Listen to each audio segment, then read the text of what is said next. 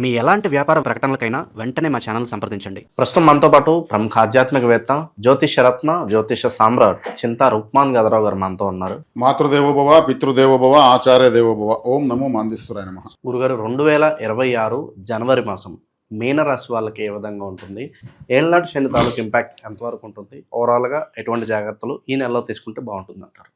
ఈ 2026 మాసం జనవరి నెల మీనరాశికి మాస ఫలితాల్లో ఎలా ఉంది అని చెప్పుకునే దాంట్లో ముందు భాగంగా రవిగ్రహము బై బర్త్ చార్ట్లో రవిగ్రహం ఈ రాశిలో ఉండగా పుట్టిన వాళ్ళకి ఎలా ఉంటుందో మనం చెప్పుకుందాం. అంటే ప్రతి నెల మనం ప్రతి రాశికి ఒక ప్రత్యేక విషయం చెప్తున్నాం కాబట్టి ఈ మీనరాశిలో రవిగ్రహం ఉండగా పుట్టిన వాళ్ళు ధనుస్సు రాశిలో ఎటువంటి ఫలితాలు పొందారు అటువంటి ఫలితాలు పొందుతారు. కానీ ఇది జలరాశి కాబట్టి 12వ రాశి కాబట్టి మోక్ష రాశి కాబట్టి విదేశీ ప్రయాణాలు. ఒకప్పుడు ప్రపంచం ఇంకో దేశం పడవలే, జలమార్గం ద్వారానే ప్రపంచాన్ని కనుక్కున్నది. అదేవిధంగా వజ్ర వైడూర్యాల వ్యాపారాలు ఈ ఉంటాయి కదా, ఎన్నో జ్యువెలరీ షాపులు ఉంటాయి కదా, మనకు పెద్ద పెద్ద బ్రాండ్ జోయలుకాస్ కావచ్చు, లలిత జ్యువెలరీ కావచ్చు, కళ్యాణ్ జ్యువెలరీ కావచ్చు, జిఆర్టీ కావచ్చు, ఇదంతా గొప్ప గొప్ప విలువ సేవ చేస్తున్నారు. కొత్త అద్భుతమైన డిజైన్లు తయారు చేసి ఇస్తున్నారు. ఈ వజ్ర వైడూర్యాల వ్యాపారం అంటే ఎందుకు ఇక్కడ మీనరాశి ఎలా ఉండగా జరుగుతుందంటే శుక్రుడు ఉచ్చస్థితి పొందుతాడు, గురువు స్వస్థానం, ఇద్దరు ధనకారకులే. శుక్రుడు డైమండ్ అంటే శుక్రుడు గుర్తొస్తాడు ఎవరికైనా సరే. గోల్డ్ అంటే బంగారం, గురువు. ఇవన్నీ కలిసి బిజినెస్ జరగాలంటే ఇవంతా దగదగ మెరిసే వ్యాపారం కదా. సూర్యుడు ఇక్కడికి వచ్చాడంటే మెరుస్తుంది. దిగుమతులు, ఇంపోర్ట్ అండ్ ఎక్స్పోర్ట్, ఇవన్నీ సముద్ర మార్గం కాబట్టి. ఇది 12వ రాశి కాబట్టి విదేశీ ఎక్స్పోర్ట్ అండ్ ఇంపోర్ట్ జరుగుతుంది. ఇవన్నిట్లోనూ రాణిస్తారు. ఎక్స్పోర్ట్ ఇంపోర్ట్ బిజినెస్లోను, వజ్ర వైడూర్యాల వ్యాపారంలోను, అదేవిధంగా జల సంబంధమైనటువంటి నౌకలు నడపడంలోను, ఈ బోట్లు పెట్టి బోటింగ్, షికార్లు, వాటర్ ఫాల్స్, పడవ ప్రయాణాలు, ఇటువంటి వ్యాపారాలు చేయడంలోనూ, సబ్మెరైన్ ఇంజనీరింగు, ఇటువంటివన్నీ వచ్చేస్తాయి ఆటోమేటిక్గా. రవిగ్రహం ఇక్కడ మిత్రస్థానం, అందున పరిపూర్ణ ధనస్థానం. నీటి ద్వారా డబ్బు తయారవుతుంది. ఎప్పుడు కూడా నీటి ద్వారా డబ్బు తయారవుతుందంటే సముద్ర సంపద ఏమన్నా వెలకట్లేదా, ఎంతో మనం ఎంత ఉంటుంది. కొన్ని వేల లక్షల కోట్ల వ్యాపారము సముద్ర సంపద ద్వారా జరుగుతుంది. ఈరోజు సముద్రంలో ముత్యాలు దొరుకుతాయి, పగడాలు దొరుకుతాయి, ఇప్పుడు నేను చూపిస్తున్నటువంటి అద్భుతం దైవిక వస్తువులు దొరుకుతాయి. రవాణా మార్గం ద్వారా కొన్ని లక్షల కోట్లు ఉత్పత్తి అవుతుంది. ఈరోజు షిప్పులు, ఎన్ని షిప్పులు ప్రపంచవ్యాప్తంగా తిరుగుతున్నాయంటే నీటి ద్వారా డబ్బు తయారవుతుంది. ఇప్పుడు కూడా దానిలో కరెంటు తయారవుతుంది. కరెంట్ అనే పదం ద్వారానే కరెన్సీ తయారైంది. అందుకే నీటిని వృధా చేసే వాళ్ళకి డబ్బు మిగలదు. నీటిని వృధా చేయకూడదు, కరెంటును వృధా చేయకూడదు, అది కూడా నీటి ద్వారా తయారైంది. ఇవన్నీ మేడ్ బై వాటర్ కాబట్టి నీటిని పొదుపుగా వాడుతూ రావాలి, నీటిని గౌరవించాలి. నీటి కన్నా, గంగాదేవి కన్నా ప్రాచీనమైన దేవత ఎవరు లేరు. బ్రహ్మ విష్ణు మహేశ్వరుల కన్నా ప్రాచీన దేవత గంగాదేవి. అందరికన్నా ప్రాచీనమైన దేవత గంగాదేవి. పాతాళ గంగ, ఆకాశ గంగ. సముద్రం లేకపోతే వర్షాలు లేవు. వాయుగుండాలు ఒక 10 రాకపోతే సంవత్సరంలో వర్షాలు లేవు. అదే వచ్చేసింది వాయుగుండం, రాకపోతే మనకి బావుల్లోకి నీళ్ళు రావు. కాబట్టి అంత అద్భుతమైన రాశిలోకి రవి వస్తున్నాడు. రవికి నెక్స్ట్ రాశి అంటే మీన రాశి తర్వాత రాశి మేషంలో ఉచ్చస్థితి పొందుతాడు. మీనంలో రవి ఉండగా పుట్టిన వాళ్ళు జీవితంలో డెవలప్ అవుతూనే ఉంటారు. ఏదో విధంగా ఒక్కొక్క అడుగు పైకి వెళ్తూనే ఉంటారు. అంటే తర్వాత రాశి ఉచ్చలోకి వెళ్తున్నాడు కాబట్టి వీళ్ళు ఉచ్చస్థితికి వెళ్తూనే ఉంటారు. కాబట్టి రవిగ్రహము ఇక్కడ ఉంటే ఎన్ని రకాల బెనిఫిట్ అంటే అన్ని రకాల బెనిఫిట్. గురు శుక్రులు శత్రుగ్రహాలు, వాళ్ళిద్దరూ ఇక్కడ సూపర్గా ఉంటారు. గురువు శుక్రుడు ఈ మీన రాశిలో పుట్టిన వాళ్ళు తిరిగి లగ్జరీ లైఫ్ అనేది అనుభవిస్తారు. మీన రాశిలో రవి ఉండగా పుట్టిన వాళ్ళు అయితే మాత్రం వాళ్ళు పడుకొని ఉంటే కూడా ప్రతి సెకండ్ డబ్బుగా మారుతూ ఉంటుంది. ఆ స్థాయిలో అదృష్టం ఉంటుంది. ఇది రవిగ్రహము మీనరాశిలో ఉండగా పుట్టిన వాళ్ళ యొక్క ఫలితం. రవిగ్రహం సంబంధించి ఈ మాసం ఎలా ఉంది? 10వ స్థానంలో 4 గ్రహాలు ఉన్నాయి. కుజ, రవి, బుధ, శుక్రుడు. 4వ స్థానంలో గురువు చూస్తున్నాడు. అంటే 4, 10 కేంద్ర స్థానాల్లో 5 గ్రహాలు ఉన్నాయి. కంఫర్ట్గా ఉంది. మళ్ళీ 11లోకి వస్తారు, ఇంకా సూపరు. 12లో రాహు, అది సూపరే. 12లో రాహు విదేశీయానాన్ని చూపిస్తాడు. విదేశాలు అంటేనే రాహు, ముఖ్యంగా Gulf countries. Petrol, electricals and electronics, airlines, railways అంతా రాహువే. అందుకే గల్ఫ్ కంట్రీస్ అంటే ఆడ పెట్రోల్ ఎక్కువ ఉంటుంది కదా, రాహు. కాబట్టి ఈ శాటిలైట్స్ ప్రయోగాలు ఇవంతా కూడా రాహువే. కాబట్టి ఆయన 12లో ఉన్నాడు, సూపర్. 12లో రాహు ఉన్నాడు, నష్టంలో ఉన్నాడు, అది కాదు. Minus minus plus. రాహు వ్యతిరేక గ్రహం, చెడ్డ గ్రహం కదా. మళ్ళీ ఆయన ఎక్కడున్నాడు, మళ్ళీ ఇంకొక దుస్థానంలో ఉన్నాడు, అంటే ఇంకొక చెడ్డలో ఉన్నాడు. మైనస్ మైనస్ ఏమైంది, ప్లస్ అవుతుంది. కాబట్టి 12లో రాహు యోగిస్తాడు. వీళ్ళకి జన్మంలో శనుడు, అదే మైనస్. రాహు వల్ల కాదు, శని వల్ల మైనస్. కాబట్టి ఏం చేయాలి, వీళ్ళు జన్మస్థానం వదిలేసి దూరంగా వెళ్ళిపోవాలి. రాహు ఎక్కడున్నాడు, ఫారిన్లో ఉన్నాడు. కనీసం 120 కిలోమీటర్లు దాటేయాలి వీళ్ళున్న ఊరు నుంచి. ఒక రాశికి 10 కిలోమీటర్లు ఎక్కేసుకుంటే మేను నుంచి కుంభం 12 రాశి అవుతుంది. 120 కిలోమీటర్లు దాటి వెళ్ళిపోయారంటే అక్కడ వీళ్ళు కంఫర్ట్గా ఉంటారు. ఏలాంటి శని ఉంది, ఏలాంటి శని ఉందంటే మీరు ఉన్న ఊర్లో ఉంటే ఏలాంటి శని 100% ప్రెస్ చేసేస్తుంది. కాబట్టి మీరు వృత్తిరీత్యా, విద్య, ఇంకేదైనా వ్యాపారం ఏదైనా సరే మీరు దూర ప్రాంతానికి వెళ్ళడం మంచిది. అదేవిధంగా 4వ ఇంట్లో గురువు రాహువుని చూస్తున్నాడు, మళ్ళీ 12వ స్థానాన్ని చూస్తున్నాడు గురువు. రాశ్యాధిపతి 12వ స్థానం చూస్తాడు, ఇంకా బాగుంది. ఈ 4 గ్రహాలు చూస్తాడు, రవి కుజ బుధ శుక్రులను, మళ్ళీ రాహువుని చూస్తాడు. ఇంకేం కావాలి? ఆ తర్వాత మళ్ళీ ఆయన జూన్ తర్వాత 5వ స్థానానికి వస్తాడు గురువు, రాశిని చూస్తాడు. రాశిలో ఎవరున్నారు, శని ఉన్నాడు. శని చూస్తే కంట్రోల్ చేస్తాడా? కాబట్టి కొద్ది రోజులు అటు ఇటుగా వీళ్ళకు గ్రహస్థితులు బ్యాలెన్స్ అవుతున్నాయి. కొద్ది రోజుల పాటు ఒక గ్రహస్థితి అనుకూలిస్తే ఇంకొద్ది రోజులు ఇంకో గ్రహస్థితి అనుకూలిస్తుంది. జన్మంలో శనిని 100% పని చేయనీయకుండా చేస్తున్నాయి. ఇప్పుడు కుజుడు చూస్తున్నాడు. ఇప్పుడు కుజుడు 4వ చూపుతో శనిని చూస్తాడు. పడిన కష్టానికి ఫలితం ఉంటుందంటారా? పడిన కష్టానికి ప్రతి ఒక్కరికి ఫలితం ఉండే తీరుతుంది. ఆ సమయానికి రానంత మాత్రం నా కష్టం పోయింది అనుకోవాల్సిన అవసరం లేదు. అంటే కొంతమందికి వృధా అవుతుంది, ఎంత కష్టపడినా నా జీవితం అది పూర్వజన్మలో చేసినటువంటి మిస్టేక్స్ వల్ల ఈ జన్మలో తెలిసి నష్టపోవడము, తెలిసి కష్టపడము, తెలిసి వదులుకోవడం అనేవి ఉంటాయి. అది వాళ్ళ వ్యక్తిగత జాతకం తీసుకుంటే చెప్పచ్చు, ఇది నీది కాదు, అయినా ఈ విషయంలో నువ్వు బాధపడాల్సిందే, దాన్ని ఎదుర్కోవాలనే శక్తి కావాలంటే ఈ ఆలయానికి వెళ్ళాలి, ఈ పరిహారం చేసుకొని చెప్పిస్తాం. ప్రారంధం అంటారు దాన్ని. ప్రారంధం అనేది వదిలేసిన బాణం. సంచిత కర్మ అంటే, సంచితం కర్మ అంటే మనం తీసుకున్న నిర్ణయాల వల్ల వచ్చేటువంటి ఫలితం. ఆగామి కర్మ, మనం తీసుకున్న నిర్ణయాల వల్ల రాబోయే ఫలితం. మనం మంచి నిర్ణయాలు తీసుకుంటే మంచి ఫలితం వస్తుంది, అది ఆగామి. ప్రారంధ, సంచిత, ఆగామి కర్మలు. ఈ సంచిత ఆగామి కర్మలు మన చేతుల్లో ఉంటాయి. ప్రారంధ కర్మ మన చేతుల్లో లేదు, అది వదిలేసినారు ఆల్రెడీ. మనం గతంలో మనం వేటాడుతుంది, ఎక్కడున్నావు, ఏడబుట్టున్నావు, ఏ ఊర్లో ఉన్నావు నువ్వు, నేను వెతుకుతున్నాను అని వెతుకుతూ ఉంటుంది. అది ఎతికి వచ్చి నేను అనుభవం చేస్తుంది, కష తీర్చుకుంటుంది. నేను ఏ తప్పు చేయలేదు, నేను ఎందుకు ఈ బాధలు అంటారు. ఏ తప్పు ఇప్పుడు చేయలేదు, సరే నువ్వు గతంలో కూడా చేయలేదు, నీకు బాధలు వస్తుంటాయి. పూర్వీకులు చేసిన దోషాలు తర్వాత వంశస్థులు బాధ పెడతాయి. మా తాత ఆ రోజు దేవుడి ముందర తప్పుడు సాక్ష్యం ప్రమాణం చేశాడంట. తప్పు చేసి ప్రమాణం చేసిన ఆ రోజులు ఏమందరూ వదిలేశారు, ఆ పాపం మళ్ళీ అంటుకుందని చెప్తా ఉంటారు. వాళ్ళు అప్పుడు చెప్తారు, నువ్వు చేసింది తప్పుడు సాక్ష్యం అయితే నీ బిడ్డలందరూ అనుభవిస్తారు, నీతో పోదు అని అన్నారండి. మేము అనుభవిస్తున్నాము అని వీళ్ళు తలుచుకొని బాధపడుతుంటారు. ఇట్లాంటి ప్రారంభకరంలో వదిలేసినవి అవి. దేవుడు కూడా ఏం చేయలేడు, దాన్ని ఎవడు ఢీకొట్టాల్సిందే. దాన్ని ఎదుర్కొనే శక్తి కావాలంటే మేము పరిహారాలు చెప్తాం. ఎదుర్కొనే శక్తి కావాలి కదా. పెద్ద గుండు తలకు తగులుతుందంటే తలకు కెపాసిటీ కావాలి, హెల్మెట్ వేస్తాం. అప్పుడు కూడా నొప్పి వస్తుంది, కానీ రక్తం రాదు. ఈ హెల్మెట్ వేయడము, చేతికి గొడుగు ఇవ్వడము, కాళ్ళకు చెప్పులు ఇవ్వడం, ఇవే పరిహారాలు. అంతేగాని దాని కర్మను డైవర్ట్ చేసే శక్తి ఎవరికి డైవర్ట్ చేసే ట్రై చేసిన కొడుతుంది. కాబట్టి నీకెందుకు పోరని దొడగబట్టి కొట్టిస్తుంది. ఇవన్నీ వర్చువల్గా ఉంటాయి, ఆ టయానికి మెటీరియల్ అవుతాయి, వివిధ వ్యక్తుల రూపంలో, పరిస్థితుల రూపంలో.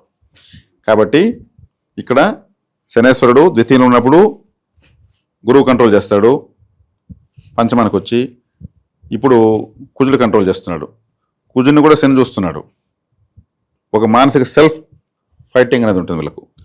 కుజుడు శని ఎప్పుడు ఒకరినొకరు చూసుకుంటారో అంతర్గత సంఘర్షణ ఉంటుంది. వీళ్ళ మాట్లాడుకోవడం, వీళ్ళ అరుచుకోవడం, పనులు కొరుక్కోవడం లాంటివి ఉంటాయి. వీళ్ళతో యుద్ధం చేస్తూ ఉంటారు నా అర్థం. ఇట్లాంటప్పుడు ఏం చేయాలంటే ఆయుధం ఎత్తుకుని ఏదో ఒక పని చేయాలి. యుద్ధం కదా, యుద్ధం ఎంత ఆయుధం చేస్తారు. అప్పుడు ఏం చేయాలి, కేజీఎఫ్ లాంటి సినిమాలు, బాహుబలి లాంటి సినిమాలు, అంతా యుద్ధాలు కొట్టుకుంటారు. అప్పుడు రిలాక్స్ అవుతారు. లేదా ఒక చికెన్ సెంటర్ కాడికి వెళ్ళి ఒక 10 నిమిషాలు కూర్చోవచ్చు, వాడు కత్తిరిస్తూ ఉంటాడు, దాన్ని చూస్తూ ఉంటారు, రిలాక్స్. లేదు వీళ్ళే బొమ్మ తుపాకి ఎత్తుకుని బెలూన్స్ కాల్చొచ్చు, లేదు చెట్లకు ఆకలి కత్తిరించవచ్చు, కూరగాయలని వీళ్ళే తిరగచ్చు ఇంట్లో, లేదు చిత్తు పేపర్ ఎత్తుకుని కత్తిరతో కత్తిరించవచ్చు. అంటే ఆయుధం ఎత్తుకుని ఏదో ఒకటి చేయాలా. ఆయుధ మీదకి ఏదో ఒకటి చేయండి, వేరే వాళ్ళ మీద గొడవ భూములు కాదు. మేము ఆ రిలాక్సేషన్ కోసం పాజిటివ్గా ఉండేటువంటివే చెప్పిస్తాం. ఈ కుజుడు శని చూసుకున్నప్పుడు మాత్రమే, కలిసినప్పుడు చూసుకున్నప్పుడు ఈ సంఘర్షణ అనేది తగ్గుతుంది, తొందరలో తగ్గుతుంది. జనవరి 17 తర్వాత ఆటోమేటిక్ తగ్గిపోతుంది. కుజుడు శనిని చూడడం ఆపేస్తాడు. కానీ మకరంలోకి వచ్చాడు కాబట్టి ఆయన ఉచ్చస్థితిలో ఉంటాడు. వీళ్ళు కొంచెం వేగంగా ఫలితాలు పొందుతారు. లాభంలో పాపగ్రహం మంచిది, ఫలితాలు బాగుంటాయి. నిరుద్యోగులు ఉద్యోగస్తుల పరిస్థితి ఏంటి గురువుగారు? ఇప్పుడు ఏలినాటి శని ఉంది కదా, ఇప్పుడే వీళ్ళు వేగంగా ఉంటారు. వీళ్ళకి దొరకవు కదా అవకాశాలు, ఇప్పుడు వేగంగా ఉంటారు. 10 రకాల ఇంటర్వ్యూలకు పోతారు, 10 చోట భంగపడతారు, బాధపడతారు. ఎత్తైన సాధించిన కసి పెరుగుతుంది. దాహం వేసినప్పుడు నీటి విలువ తెలుస్తుంది, ఆకలి వేసినప్పుడు అన్నం విలువ తెలుస్తుంది.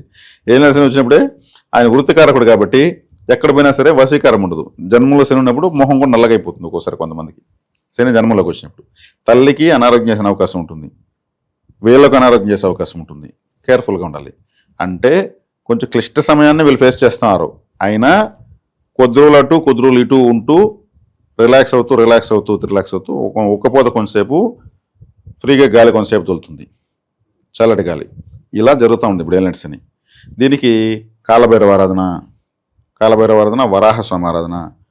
సముద్రంలో శని గ్రహము మీనరాశి ఉన్నాడు. మరి భూమిని ఉద్ధరించినటువంటి దేవత సముద్రంలో నుంచి వరాహస్వామి. కొంతమంది డౌట్, సముద్రం భూమిపైన ఉంది, మళ్ళీ భూమిపై సముద్రంలో మునిగింది, వరాహస్వామి సముద్రం మళ్ళీ భూమిని పైకి లేపాడు, భూమిలోంచి భూమిని పైకి లేపాడా, ఇటువంటి క్వశ్చన్లు వస్తాయి. అవునా?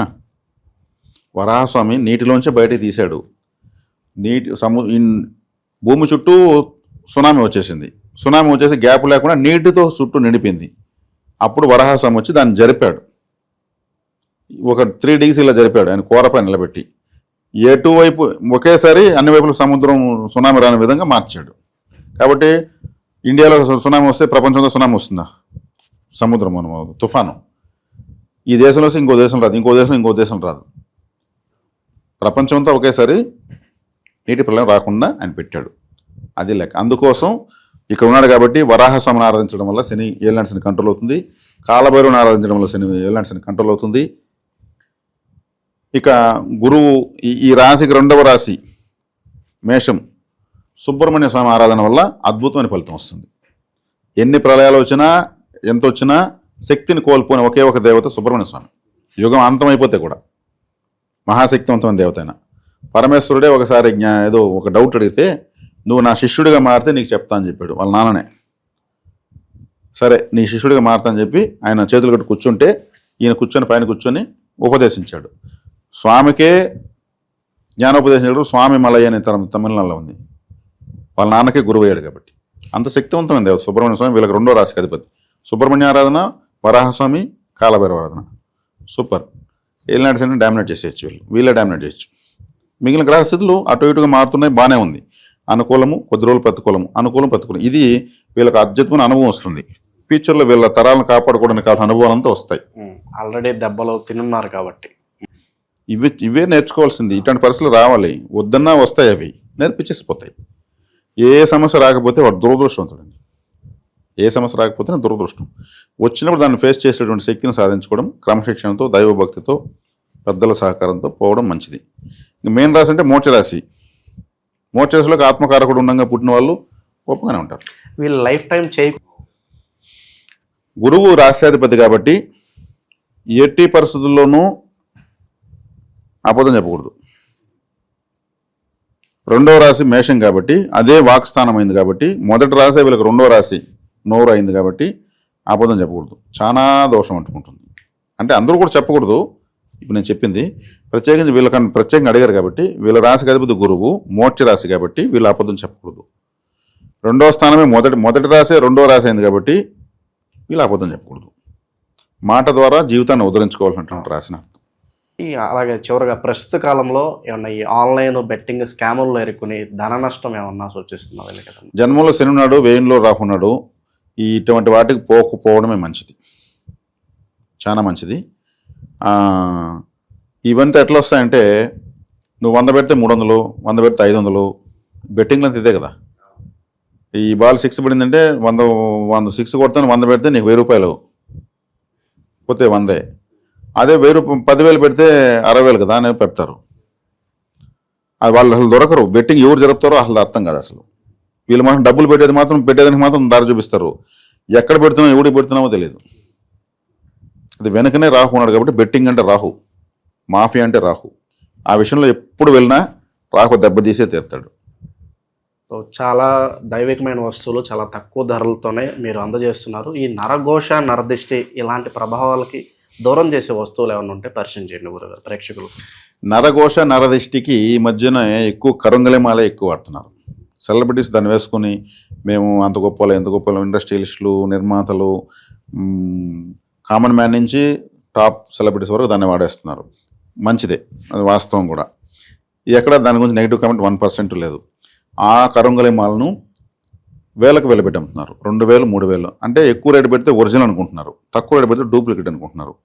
మేము జస్ట్ 400 రూపీస్కి ఇస్తున్నాం కరుంగలిమాల. 400 రూపీస్ విత్ కొరియర్ ఛార్జెస్.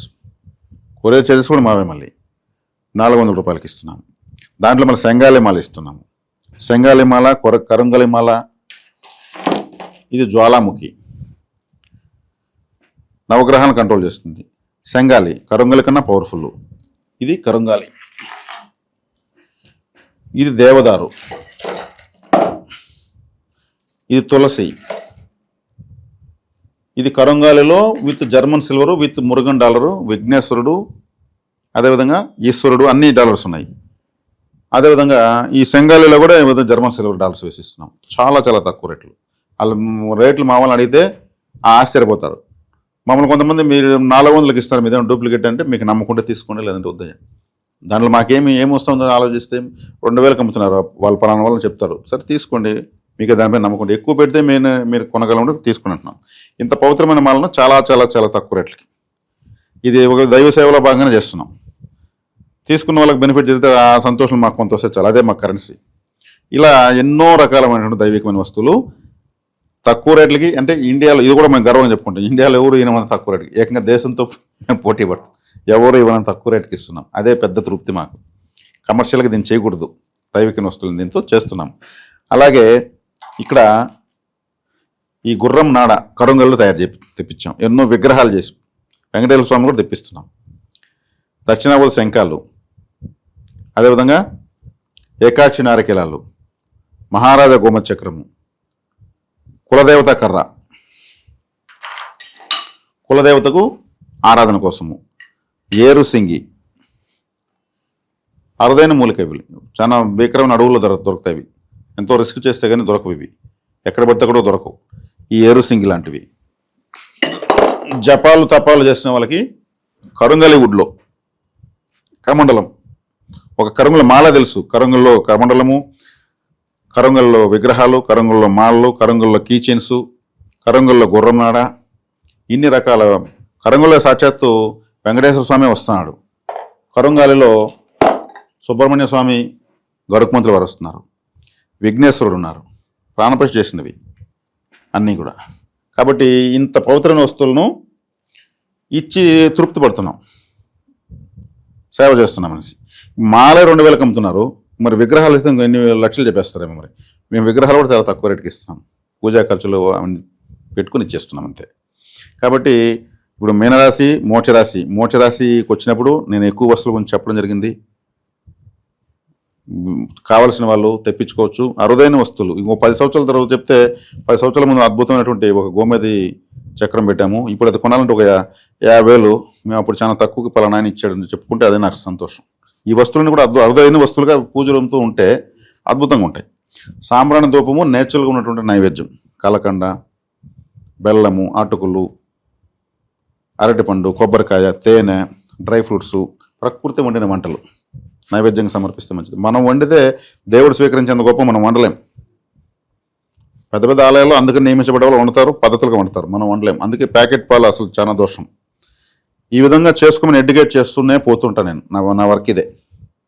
ఎందుకంటే మీరు పూజ చేసుకోకపోతే పోండి, నాకు డబ్బులు ఇచ్చేయండి అనే విధానం పోతే చాలా దోషం అంటుకుంటుంది.